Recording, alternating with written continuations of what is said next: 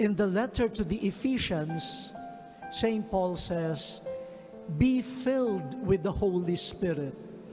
Give thanks always and for everything." Always and for everything. But he adds, "In the name of our Lord Jesus Christ, to God the Father." Don't give thanks according to your criteria and norms kapag tayo lang ang namili kung kailan magpapasalamat.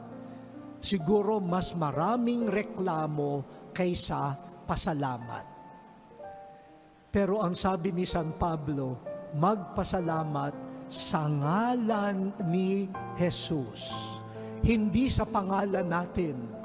At kung sa pangalan ni Jesus, magpapasalamat lagi at para sa lahat.